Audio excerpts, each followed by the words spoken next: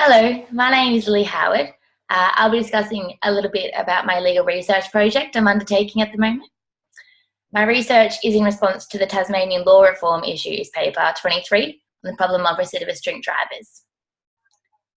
The core argument of my research focuses on the eligibility criteria and how comprehensive it should be. My argument seeks the inclusion of those offenders with comorbidity issues, especially illicit drug problems. It also seeks to include those suffering with mental health issues.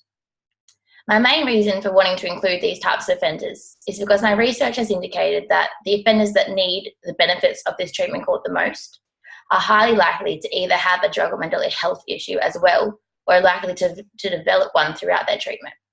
So to exclude them on those grounds would not be making this treatment court as effective as it could be. As for prevailing opinions, I've found that the opinions surrounding the inclusion of these offenders are varied depending upon the actual comorbid issue in question.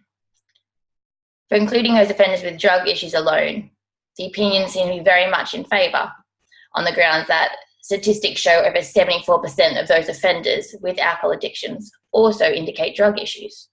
So to exclude those candidates would basically be eliminating 74% of those offenders, leaving 26% left to be eligible.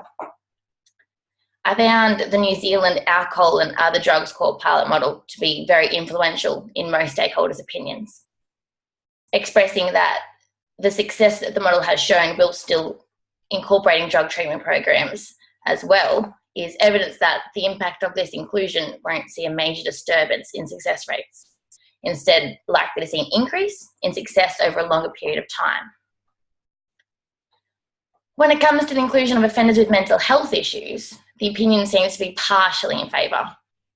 They want to see a criteria that allows for determining each offender individually and assessing eligibility on whether or not their mental health issue will affect their participation in the treatment program. If it is unlikely to affect their participation, then inclusion is encouraged. But if their mental health issue is severe, they recommend alternative programs.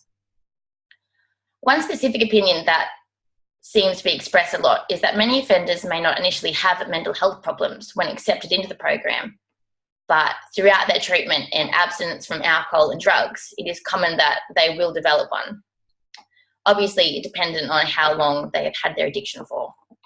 So the opinion here is to include mental health in the treatment program from the beginning. I think this opinion further emphasises the need for a thorough individual assessment in order to detect those lengthy drug addictions and assess their treatment accordingly. The key points to my argument I've expressed a little already, but it's basically to incorporate an eligibility process that doesn't rule out the high-risk offenders straight away. I feel as though they're the ones that need it the most and will benefit from it the most. I also focus my argument on an in-depth assessment of each individual offender. I think the more thorough the assessment is, the more likely they are to receive an adequate treatment program. I think that by assessing those offenders with drug or mental health issues rather than eliminating them is the correct approach. Overall, I think my argument is very well-rounded and fair. It's informative enough for those without legal background to understand the need for including these types of offenders rather than eliminating them and not even giving them a chance at rehabilitation.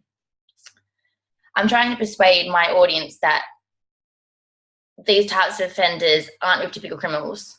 They are addicts that need help, and if they receive that right help, they're not going to offend again.